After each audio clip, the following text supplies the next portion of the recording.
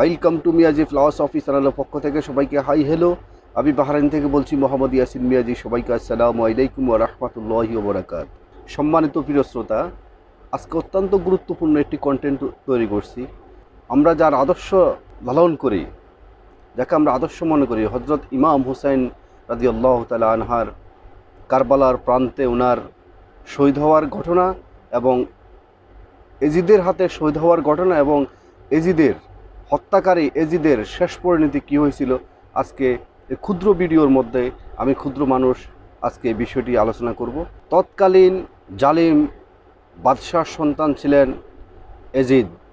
এজিদ যখন তার বাদশাহ হলেন, বাদশাহ হওয়ার পরে উনি চিন্তাভাবনা করলেন যে আমি যে দেশের বাদশাহ হলাম সে দেশের মধ্যে হুসাইন রাদিয়াল্লাহু তাআলা আনহার মতো একজন সাহসী দুর্দান্ত একজন ইসলামী মানুষ এবং আল্লাহওয়ালা মানুষ তো থাকতে পারে না, সে থাকলে তো আমার সমস্যা হবে।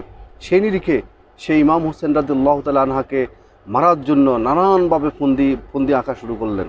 ইমাম হুসেন রাদিয়াল্লাহু তাআলা আনহুকে উনি চিঠি লিখলেন এজিদের কাছে এসে, উনি যেহেতু মাথা নত করে এবং উনি যেহেতু বয়াত গ্রহণ করে, না হয় উনার সমস্যা হবে, এরকম বিষয় নিয়ে একটা চিঠি লিখলেন।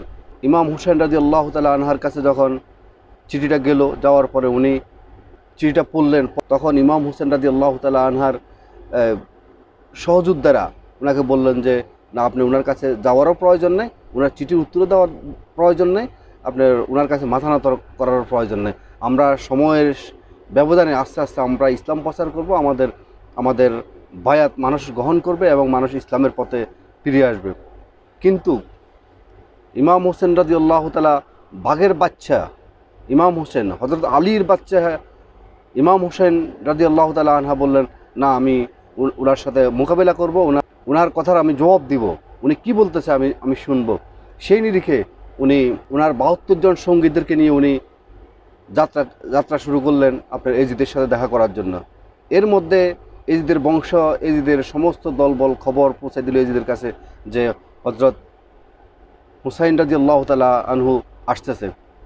যখন এই খবর পেলেন, খবর পাওয়ার পরে এজিদের দলবল নিয়ে ইমাম হোসেন রাদিয়াল্লাহু তাআলাকে আক্রমণ করার জন্য চেষ্টা করলেন।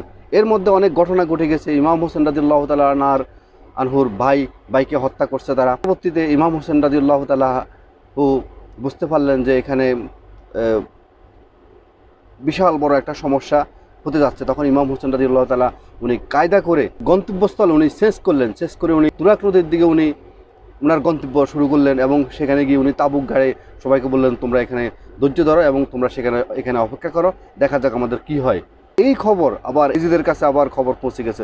তখন এজিদ কী করলো, সেখানে যে নদী ছিল তুরাক নদী, সে তুরাক নদীকে আপনার ক্লোজ করে দিয়েছে, বন্ধ করে দিয়েছে, যেহেতু সেখান থেকে পানি ওরা না খেতে পারে।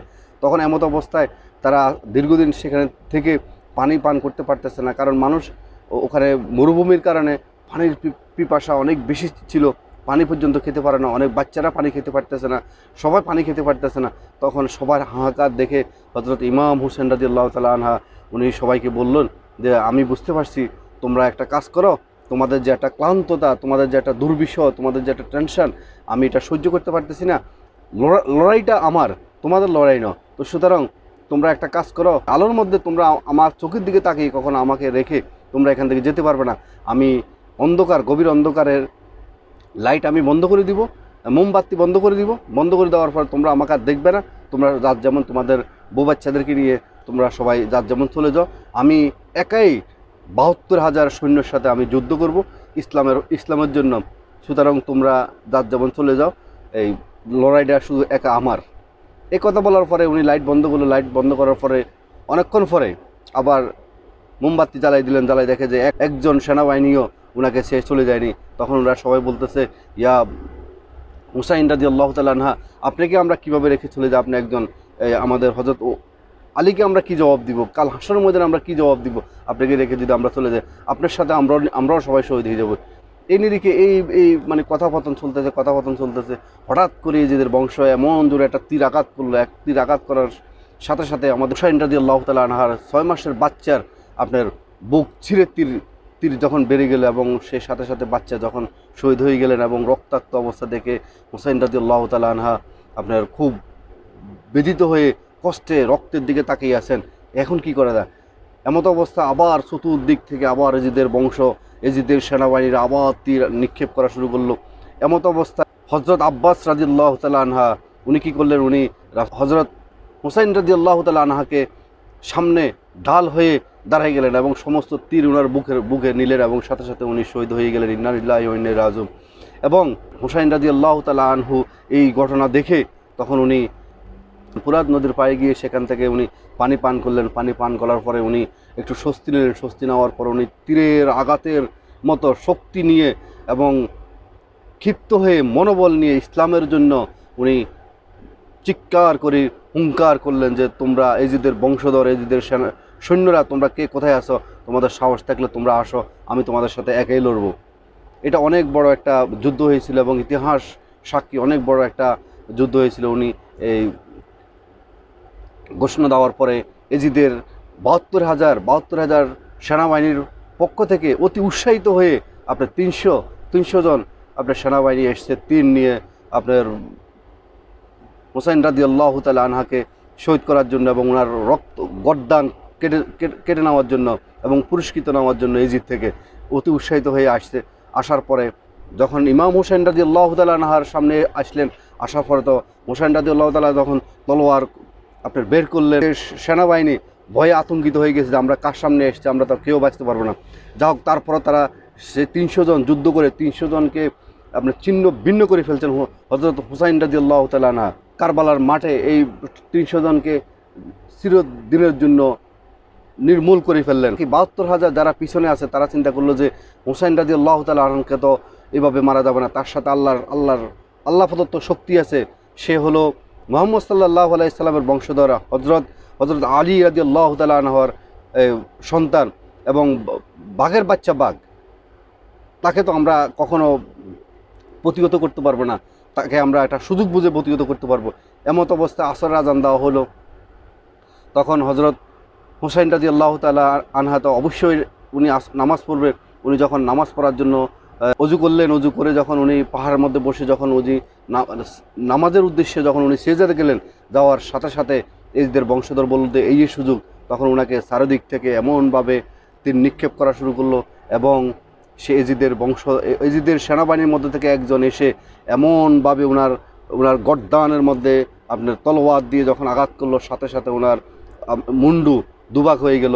উনি সাথে সাথে মাটিতে ডুলে পড়লেন, উনি সাথে সাথে শহীদ হয়ে গেলেন। ইন্না লিল্লাহি ওয়া ইন্না ইলাইহি রাজিউন।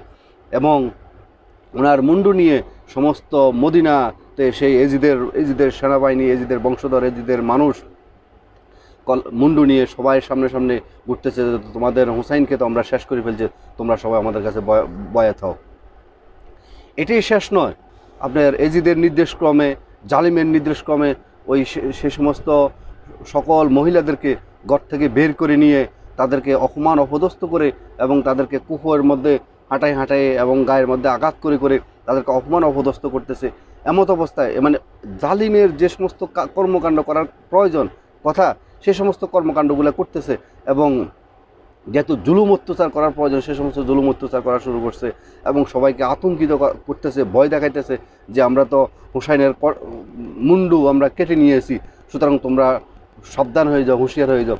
এভাবে যখন আতঙ্ক ছড়াইতেছে, তখন আমাদের রাসূল করিম সাল্লাল্লাহু আলাইহি সাল্লামের জমানায় সমস্ত নারীরা ছিল অত্যন্ত সম্মানী ব্যক্তি এবং সম্মানের পাত্রী ছিলেন এবং তাদেরকে তারা যখন অসম্মানী করতেছে, এদের বংশ যখন অসম্মানী করতেছে, তখন আপনার সমস্ত নারীদের মুখে একটা জয় গান শুরু হলো, একটা খুতবা শুরু হলো।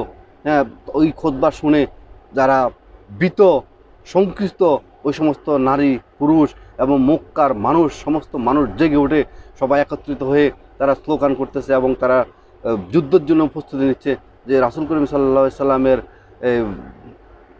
বংশের নারীরা অত্যন্ত সম্মানের পাত্রী, তাদেরকে তারা এভাবে অসম্মান করতেছে, আমরা এজিদের বংশকে আমরা নির্বংশ করে ফেলবো এবং এজিদের সাথে আমরা যুদ্ধ করব, এই নিয়ে তারা একটা প্রস্তুতি নিচ্ছে। এমত অবস্থায় যখন এই খবরটা আবার এজিদের কাছে চলে গেছে, এজিদের কাছে যখন চলে গেছে, তখন এজিদ মক্কাতে হামলা করলো। তারপরে যে আপনার আবার মদিনার মানুষ আবার একত্রিত হচ্ছে যে আপনার এজিদের সাথে যুদ্ধ করার জন্য, এজিদকে নির্বংশ করার জন্য যখন একটা সিদ্ধান্ত নিচ্ছিল, এমত অবস্থা আবার এজিদের কাছে আবার সেই খবর আসলো। তখন এজিদ দল বল নিয়ে আবার মক্কা চলে গেলেন। মক্কা গিয়ে সেখানে আবার আপনার তুল কালাম শুরু করলেন এবং আমাদের মোহাম্মদ সাল্লাল্লাহু আলাইহি সাল্লামের মক্কা শরীফে আগুন লাগাই দিলেন এবং গিলাফের মধ্যে আগুন লাগাই দিলেন এবং মক্কা শরীফের আপনার মোহাম্মদ সাল্লাল্লাহু আলাইহি সাল্লামের মসজিদে নববীর মধ্যে গোড়া পর্যন্ত বাঁধলেন। তবে অনেক তুল কালাম শুরু করলেন, যেটা মানে কোনো জালিম রাসূল করিম সাল্লাল্লাহু আলাইহি সাল্লামের জবরা এমন কোনো খারাপ ইতিহাস কখনো ঘটেনি। এবার আসেন কিভাবে আপনার এজিদ কিভাবে ধ্বংস হলো, এজিদের কিভাবে তার শেষ পরিণত হলো। মক্কা শরীফের মধ্যে যখন আগুন লাগিয়ে দিল, লাগিয়ে দেওয়ার পরে আগুন জ্বলতেছে, ওখানে আগুন সবাই এসে পানি দিয়ে আগুন নিবানোর চেষ্টা করতেছে এবং আগুন নিভে গেছে। মক্কা শরীফের গিলাফের কোনো কিছু কোনো ক্ষতিগ্রস্ত হয়নি, কিন্তু এখন এজিদের ধ্বংসের শুরু হয়ে গেছে, এদের ফ্যাট ব্যথা শুরু হয়ে গেছে। এদের শুধু বলতেছে আমি পানি খাবো। পানি খাওয়ার পরে ফ্যাটের ভিতরে কেন যেন তার আগুন জ্বলা শুরু হয়ে গেছে। গিলাফকে যেভাবে আগুন লাগাইছে তেমনিভাবে তার ফ্যাটের ভিতরে আগুন জ্বলা শুরু হয়ে গেছে। সে শুধু পানির পিপাসার কথা বলে, পানি খেলে তার ফ্যাটের ভিতরে সমস্যা শুরু হয়ে যায়। পানি আবার একটু পরে বলে পানি খাওয়ার জন্য। এইভাবে তার জীবনটা দুর্বিষহ শুরু হয়েছে। এমত অবস্থায় তার রাজ্যের মধ্যে যে সমস্ত কবিরাজ থেকে শুরু করে সমস্ত কবিরাজ তাকে নানান রকম ওষুধপত্র খাওয়ানোর পরেও সে ভালো হচ্ছে না। সে শুধু বলে পানি খাবো। পানি খাইলে তার পানি তাকে রিয়াকশন করা শুরু করছে।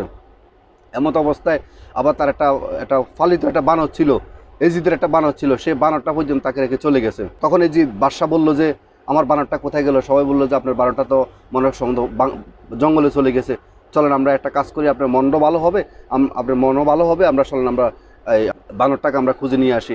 সবাই মানে তার কারণে সবাই ঘুমাইতে পারতেছে না, তার ফ্যাটে যন্ত্রণার কারণে সে মাথা ফিটে দেওয়ালের সাথে এবং ফ্যাটের অসহ্য যন্ত্রণার কারণে সে ঘুমাইতে পারে না, অন্যদেরকে ঘুমাইতে দেয় না।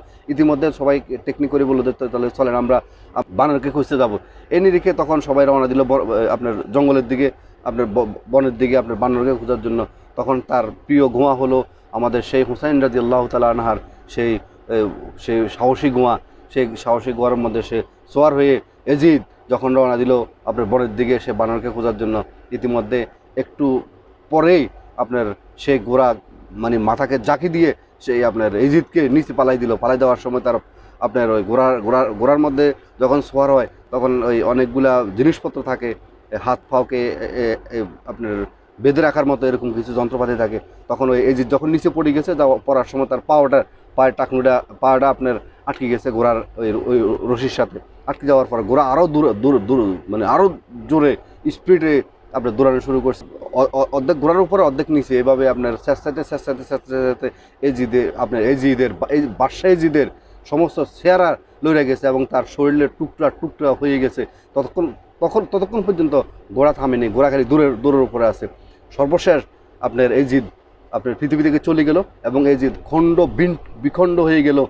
শেষ পর্যন্ত আজকে ইতিহাস সাক্ষী দেয় আপনার এজিদের কবর কোথায় হয়েছে, এজিদকে কোথায় মাটি দেওয়া হয়েছে সে পর্যন্ত কোনো খবর নাই। নাকি এজিদকে কুকুরে খেয়ে ফেলছে, পাখি খেয়ে ফেলছে, নাকি সে পচে নষ্ট হয়ে গেছে, কোনো খবর নাই। কিন্তু দেখেন আজকে হুসাইন রাদিয়াল্লাহু তাআলা আনহার সেই আপনার কবর শরীফ আজকে সবাই তাকে সম্মানের সহিতে সে কবরকে সম্মান করতেছে, দেখতেছে। কিন্তু আজকে এটাতে আমাদের একটা বার্তা দিচ্ছে আল্লাহ, হে জালিম মানুষ তোমরা সাবধান হয়ে যাও। এজিদের বংশ যেভাবে ইসলামের বিপক্ষে যেভাবে অন্যায়ভাবে জুলুম অত্যাচার নির্যাতন করছে, তোমরা যারা এই দুনিয়াতে আল্লাহর দুনিয়াতে থেকে যারা জুলুম অত্যাচার করবা তোমরাও সেই এজিদের মতো তোমরা ধ্বংস হয়ে যাবে। আপনার অন্যায়কারী কখনো বেশি দিন বেঁচে থাকতে পারবে না এবং এটা হলো আল্লাহর নির্দেশ। তো আজকের ভিডিওটি এখানে শেষ করলাম। ভিডিওটি যদি ভালো লাগে থাকে অবশ্যই লাইক কমেন্ট শেয়ার করতে ভুলবেন না এবং যারা নতুন অবশ্যই সাবস্ক্রাইব করে অল নোটিফিকেশন অন করে মিয়াজি ফিলসফি চ্যানেলের সাথে থাকবেন এবং যারা ইতিপূর্বে সাবস্ক্রাইব করছেন আপনাদেরকে অসংখ্য ধন্যবাদ। আবারও মিয়াজি ফিলসফি চ্যানেলের পক্ষ থেকে সবাইকে আসসালামু আলাইকুম ওয়া রাহমাতুল্লাহি ওয়া বারাকাতুহু।